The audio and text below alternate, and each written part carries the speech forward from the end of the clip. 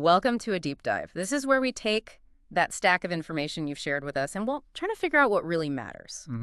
Today, we're zeroing in on a pretty big shift in U.S. immigration policy, President Trump's expanded travel ban. Right. We've got source material here covering, the nuts and bolts, the official reasoning, the pushback. The human impact, the global reaction, too. It's all in there. Exactly. So our job today, really, is to sift through all of that with you. What does this expanded ban actually do? What's the administration's case for it, according to the sources? And how do others argue against it, based on what we're seeing in the material? Yeah, and what does it all mean? For people, for businesses, for America's standing? Yeah. It's a lot to unpack. Think of us as your guides through this information pile. Let's jump right in. Okay. Okay, so let's start with the basics, right? Based on the sources, what is this expanded ban? Who does it affect? The material says President Trump signed a proclamation, expanded the restrictions. Which countries are we talking about now? All right. So the expanded list covers 12 countries. And importantly, the restrictions aren't uniform. They vary quite a bit, which the sources detail. Let's run through them quickly. Okay. For Chad, it's a suspension of all immigrant and business visas. Got it. Iran, all immigrant visas suspended, and student visas. Yeah. Heavily restricted. Libya, suspension of all immigrant and non-immigrant visas. Pretty comprehensive there. Okay. North Korea. That's a total ban. Although the sources do note that, very few North Koreans actually travel to the U.S. anyway. Right. That makes sense. Syria, also a total ban. Same as in earlier versions. Okay. Now, Venezuela is interesting. The ban's limited. It only applies to government officials and their immediate families. Ah, okay. Different scope there. Exactly. Yeah. Yemen, all immigrant visas and some non-immigrant visas suspended. Okay. Somalia. Yeah. Suspension of all immigrant visas. And for non-immigrants who might still travel, there's enhanced screening. Enhanced. Yep. Then there's Iraq. This one's also a bit different, case-by-case restrictions. The sources suggest this was added later, maybe after some diplomatic back and forth. Interesting. Eritrea, all immigrant visas suspended. Kyrgyzstan, restrictions on some business and tourist visas. Okay. And finally, Nigeria. This one's significant. All immigrant visas, basically, green cards are suspended, but tourist and business visas, those are still allowed, according to the sources. Wow, that's quite a list. And it's striking, isn't it, how it's changed since that first ban back in 2017? Definitely. That one got hit hard with the Muslim ban label. But this list, it includes Venezuela and North Korea. Right, and the sources really highlight that shift. The administration's point, as presented in the material, is basically, see, it's not about religion. It includes these other countries. It's purely security. That's their argument. That's their argument. But then civil rights groups, also cited in the sources, they push back. Say, well, hang on. 8 of the 12 countries are still Muslim majority. Yeah. So, that whole debate about potential discrimination, it's definitely still alive, according to the material. Okay, so let's dig into that justification. The White House line, based on the sources, is national security. How do they actually support that? What criteria did they supposedly use? Well, according to the material, the Department of Homeland Security, DHS, did these evaluations. They apparently looked at specific things for each country. Like what? Things like information sharing. Are they giving the U.S. enough data on travelers? Passport security, how easy is it to forge their documents? And, the general terrorism risk assessment for that country. Right. And the claim from DHS was that these particular nations just didn't meet the U.S. standards on those fronts. Okay, so that's the official rationale laid out in the sources. But this is where it gets complex, because the material also presents some pretty strong criticisms of that reasoning. Oh, absolutely. The sources don't just stop at the official story.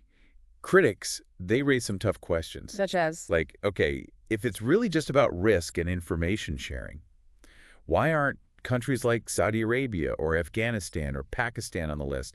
Countries with, documented terrorism issues mentioned right there in the sources. That's a fair question raised. It is. And they also point out something else interesting. The ban hits countries that are actually U.S. allies in fighting terrorism. Nigeria and Chad are specifically mentioned. Right. And that leads to this other point in the sources. Could this ban actually undermine those security partnerships? Exactly the concern. The material highlights Nigeria, for instance, America's biggest trading partner in Africa, a key ally against groups like Boko Haram. So banning their immigrants. Yeah, the worry expressed in the sources is that it could really strain those diplomatic ties, maybe even complicate the counterterrorism cooperation, which seems, well, kind of counterproductive if the goal is national security. Okay, let's shift gears a bit. This isn't the first travel ban rodeo, right? Previous versions faced huge legal fights. What do the sources tell us about the legal prospects for this expanded version? Yeah, the sources give good context here. That first ban in 2017, courts blocked it, partly because it looked like it was targeting Muslims. I remember that. Then a later revised version actually did get upheld by the Supreme Court, mostly. So this latest expanded ban, well, the sources suggest it seems designed to be more legally bulletproof How so? by including non-Muslim nations like Venezuela and North Korea, and by leaning really hard on those DHS security assessments we talked about. Makes sense trying to avoid the earlier pitfalls. Right, but that doesn't mean it's clear sailing. The material says lawsuits against this new ban are already piling up. Okay, so who's challenging it this time? And what are their main arguments, according to the sources? Well, the sources mention familiar names, the ACLU, various immigrant rights groups. Interestingly, some tech companies are involved, too. Ah, the economic angle again? Possibly, yeah. Their arguments, as laid out in the material, seem to focus on a few things. One is alleged nationality-based discrimination. They argue it violates the Immigration and Nationality Act. Okay. They also argue there's just not enough solid evidence that travelers from these specific countries pose a uniquely high threat compared to anywhere else. The evidence question. Right. And the third main point seems to be about presidential power, arguing that this is basically executive overreach, that the president doesn't have the authority to impose restrictions this broad. And given the current Supreme Court, what's the assessment in the sources? Do these challenges have a good chance? Well, the analysis in the material isn't overly optimistic for the challengers, given that the court already upheld a previous version and, the current conservative majority. Yeah. The sources suggest it's actually quite likely this expanded ban could stick. Right. So while all that legal wrangling happens and the administration defends the security angle, the sources remind us this has real-world consequences for actual people. Oh, absolutely. The human impact comes through strongly in the material. What kind of examples do they give? There are some really tough stories cited. There's a Nigerian doctor working in a Houston hospital, right? Critical work, but she can't bring her husband over to join her because of the immigrant visa suspension. Wow. Another one's an Iranian PhD student, left the U.S. for a short trip, now can't get back in to finish his degree. Years of work just paused indefinitely. Heartbreaking. It really is. And the sources also mentioned Somali refugee families. Maybe they were close to being reunited, but now, with the immigrant visa ban from Somalia, they're separated again with no clear timeline. It underscores that these aren't just policies on paper. Definitely not abstract. And it's not just individuals either, is it? The sources talk about businesses being affected, too. Yeah, absolutely. The material indicates businesses are worried and some are pushing back. Especially regarding Nigeria. Nigeria comes up a lot, yeah. The sources point out that thousands of skilled workers come from Nigeria to the U.S. every year. Think engineers, tech workers, companies like Google, Amazon, Microsoft. They're specifically named in the sources as relying on Nigerian talent. So the concern is? The concern, highlighted in the material, is that the U.S. basically risks losing out on this talent. If these skilled people can't get immigrant visas for the U.S., where will they go? Canada, maybe? Europe? Exactly. The sources mention places like Canada and Europe as potential destinations. So the U.S. could lose that talent to global competitors, which could, impact innovation and the economy down the line.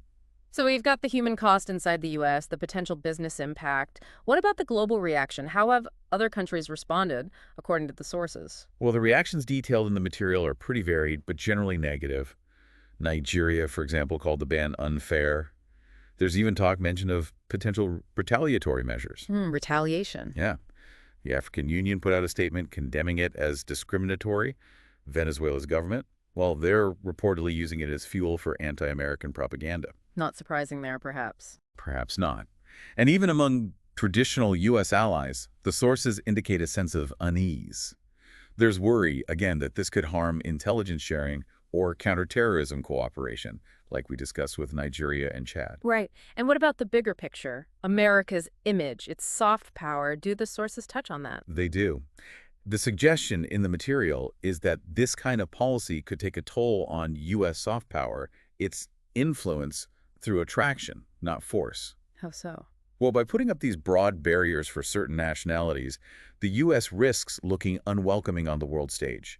And the potential consequence raised in the material is that it might deter not just immigrants, but also international students, top researchers, investors. Pushing them towards other countries? Potentially, yeah. The sources mention countries of Canada, Australia, European nations again, as places that might seem more open and attractive by comparison. We have really covered a lot of ground here, digging into this expanded travel ban using the source material you sent us. We have. We've looked at the specifics, the countries, the visa types. We've unpacked the administration's security argument. And the criticisms of that argument as presented in the source. Right. We've touched on the legal fights, the likely outcomes based on the material. And crucially, the impact. Yeah. On individuals, families, businesses, and global relations. It's clear from all this material that it's a really complex policy. Lots of layers, significant consequences, and, well, very different ways of looking at it depending on your perspective. Absolutely. It's not simple. We've tried to lay out the key points and tensions that emerge from the sources for you to consider. So as we wrap up this deep dive, maybe here's a final thought, something that kind of bubbles up from everything we've discussed based on this material. You've got these legal challenges moving forward. You've got these diplomatic tensions simmering. How might the outcomes of these battles, both in the courts and maybe on the world stage, ultimately reshape things? Like, where does global talent decide to go? How do countries cooperate or not cooperate in the future? It's a dynamic situation for sure. And the sources we looked at today give you a lot to think about as it all continues to unfold.